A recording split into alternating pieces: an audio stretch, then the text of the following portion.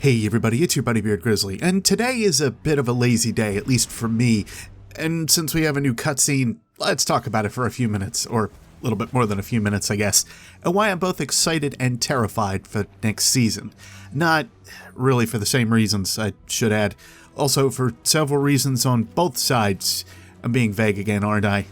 So here's the deal. We got this new cutscene from logging into Destiny today. If you haven't seen it and want to avoid spoilers, then go watch that first and come back here, because I'll be using clips and so on for the footage here today. I mean, it only makes sense. We'll start with the cutscene in full in case you're okay with just watching it here and not having to log in at all, and that way of course we're all on the same general sense of what and where I'm feeling for today.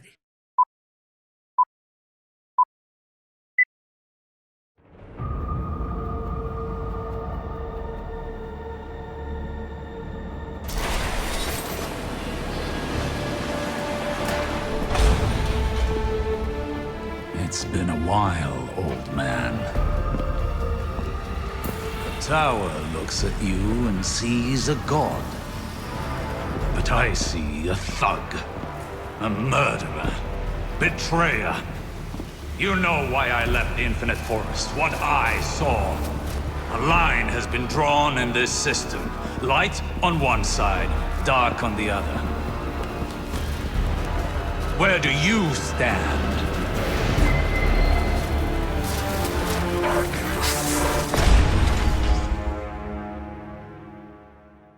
Let's get something out of the way now before we get into the lore implications and the like. I think it's pretty much confirmed that we'll be going in a general cycle from old content packs we had before, with very limited expansion built on top of those. Now that's not really a bad thing if the space is utilized well. In fact, I think Mars and Braytech has some of the best used spaces in all of Destiny with the data tools, the hidden shooty stuff, and so on. Still need to get World Line Zero now that I think about it. Again, I might do that today after we're all done. I don't know. This is great because it revitalizes older play spaces and adds some additional spacing to them, in a way. It did nothing for Mercury, however, with this past season, and instead did quite a bit more with the Sundial, with reused assets that we had previously from the Infinite Forests, past, present, and future. Again, this isn't a bad thing, but I think it worth pointing out. The age of new spaces for Destiny 2, or possibly as a whole, may be relegated to only the major expansions from here on out. Assuming we don't go back to the Tangled Shore come September or earlier, though there are additional seasons planned out. I think that if there's anything new for areas, we might have to wait for Season 11, possibly. I will happily eat a hat if I am wrong.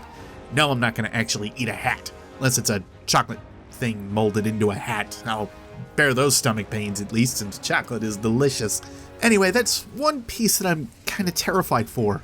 Bungie's biggest thing is keeping players engaged with spaces that exist, and per right now, I would say they're not even utilizing the newer space added in Shadowkeep very well. I mean, what's the point of the damn moon at this point in Season of Dawn, aside from a weekly romp or two for some of the weekly weapons out with the Altar of Sorrow? This is sounding more and more like Escalation Protocol all over again with how that was handled in Warmind, and yeah, we still go back and do that, I suppose, but even then it's completely optional and has no necessary point for what we're doing today. I just would like to see more things interconnected, and I don't think that that's Bungie's necessary plan, at least for what I see so far. That could be what these seasons are here to sort of eliminate or change. I guess not really eliminate, but yeah, change and get us more back on track with. But I can hope.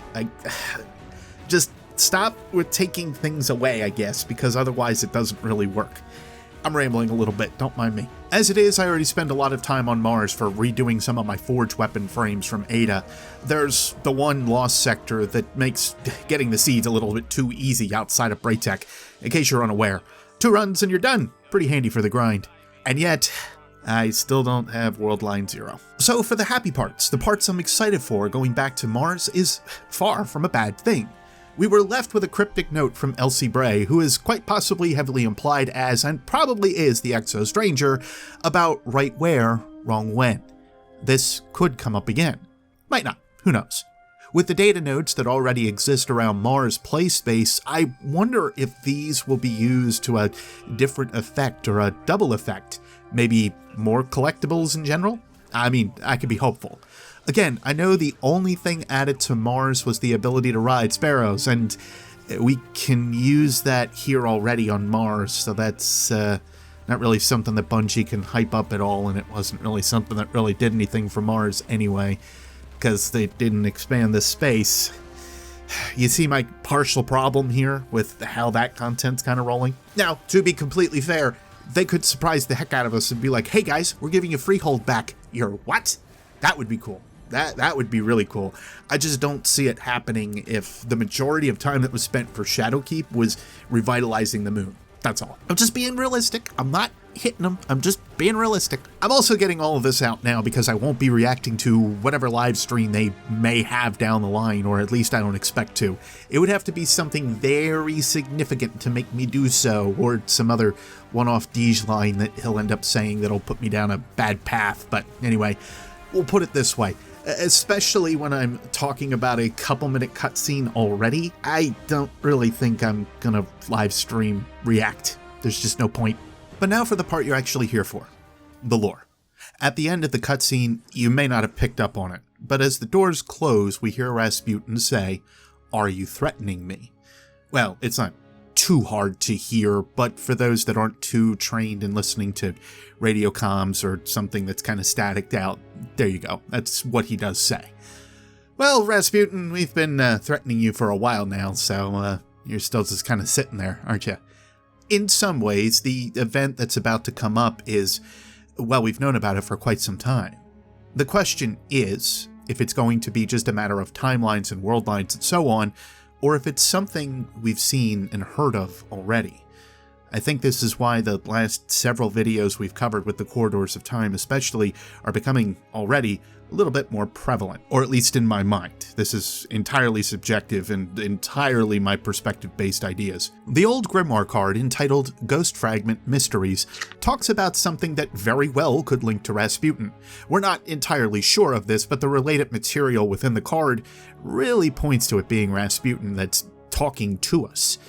We'll give this card a little read over since it's been a long time since I've referenced it, and I think it'll make sense here in a little bit after I relate it back to some newer stuff. I bear an old name. It cannot be killed. They were my brothers and sisters, and their names were immortal too, but Titanomachy came, and now those names live in me alone. I think, and think is what I do. I am alone. At the end of things, when the world goes dim and cold or hot and close, or it all tears apart from the atom up, I will shout those names, defiant and past the end. I will endure. I alone. They made me to be stronger than them, to beat the unvanquished and survive the unthinkable, and look, lo, behold, I am here alone, survivor. They made me to learn. Everything died, but I survived, and I learned from it. From it. Consider it, the power Titanomach, world ender, and consider what it means. I met it at the gate of the garden, and I recall it smiled at me before it devoured the blossoms with black flame and pinned their names across the sky. It was stronger than everything. I fought it with aurora knives and with the stolen unfire of singularities made sharp, and my sweat was earthquake and my breath was static, but it was stronger, so how did I survive? I am alone. I survived alone. I cast off the shield and I shrugged my shoulders so that the billions fell off me down into the ash. They made me to be stronger than them and to learn, and I learned well. It is alone, and it is strong. And it won, even over the gardener, and she held power beyond me, but the gardener did not shrug and make herself alone. It always wins. I am made to win, and now I see the way. Couple points of reference on how all of this is sort of working out. The general narrator sounds to be Rasputin in this card. There's a couple reasons for that. One card, he does reference himself as an old name that cannot be killed, and that seems to carry over here. He also mentions that he is alone and he shrugged off the billions that were there, which kind of says, at least related to the collapse in a way, that he cast all of us as humanity away and he was made and built to be better overall. There is also the relations of it and the gardener. It could be related to the darkness because it is generally alone in terms of what it's trying to do. The gardener can easily be related to the traveler, and especially with what we kind of know with the rules of the flower game now, again, if Unveiling has any truth to it, then this is something that actually falls completely ahead with the rules and so on that game has. For instance, being too close to a partner and you die. The gardener kind of follows that same general rule in a way. Anyway, just a little bit of metaphysics to put out there again, so let's move on. To my knowledge, this is the only card that's like this, but I seem to recall another, somewhat similar. I know there's been plenty of talk, especially with the Unveiling book recently, on these items, whatever truth that book may hold. There's also the Lumina entry that talks on a gardener appearing to us, which gives the notion of the traveler, of course. But the thoughts on the gardener and the winnower, or quite possibly light and dark, are for another day. Largely because I don't think they're going to be directly dealt with in next season even at all. This card could be implied to speak on the collapse, and I grant you that. It could also be looking out at future events, and the reason the Exo-Stranger makes the time hops that she does, or at least a partial reason behind it. We're thinking that the events that occur in this card are just because of the collapse, but the Traveler went more into a dormant state than it did actually be destroyed. At this point, we're seeing something else that leads to the idea of the Traveler being fully destroyed, either now or later.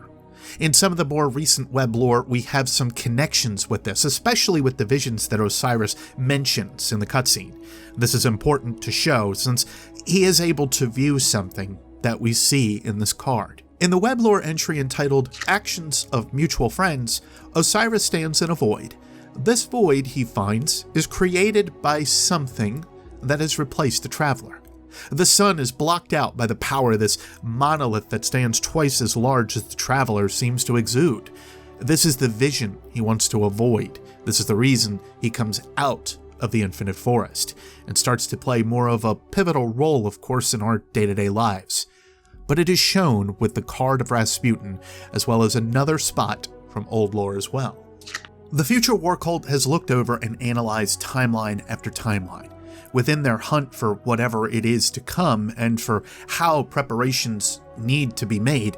They originally had 47 subjects use a device that allows them to see into time. We get some extra confirmation of this machine from some other old Vex Grimoire cards, and that this could be a lesser version of the Exo-Stranger's device that she uses to time hop, but that's also ill-confirmed, just seeing some connections over the years. I'll have the section of the card up for you guys to fully read over, but I do want to read this part, at least. 47 human subjects, 11 report timelines in which the darkness has already prevailed, 13 report timelines in which the city has fallen, 23 babbled madness, hopeless, trapped. We are going through these timelines, slowly, but we are. The Red War could have been the time that the city fell. They speak of fire and a swath of destruction earlier in the entry. And now we see this idea from Osiris, this vision of the darkness having taken over, or again, so it would appear. Are all of these visions to be taken seriously? Can any of them be taken seriously? If so, what shows the idea of us trapped and babbling about nothing, about madness? Now that's a curious one. I suppose time will have to tell with that, especially. Visions are not as uncommon as we place them to be within Destiny as well. The entry from the Sparrow Chill of Winter continues to make me wonder about how the speaker's visions and ideas that we see in the newer lore book Constellations is more widespread or not. It's a curious time for the city indeed, in our world line as we see it so far. That even a child can hold the visions and ideas of what the Traveler may see, or that the future Warcult is able to put those into something that we can see into the future. That is very interesting to me, always has been. But I think I've left my loose connections out there enough for all of you to think on now. I want to keep things vague since, well, all we have is a few-minute cutscene. There are directions I do see us going, all the same, and ones that have proven proper in the past so far, especially with how Sade 14 is now back. The Red War happened. Some extra visions and thoughts have passed from either Osiris or others. It all just seems to hold at least some layer of truth. But just as Osiris says, prophecies are tricky things. They change the future they foretell. When a seer shares their knowledge of a coming event, any event, whether good or ill, there will always be those who gather to prevent it. Say too little, and your meaning is lost. Say too much, and you have made the task of your enemies easier. You must say just enough so that the few who can listen will hear.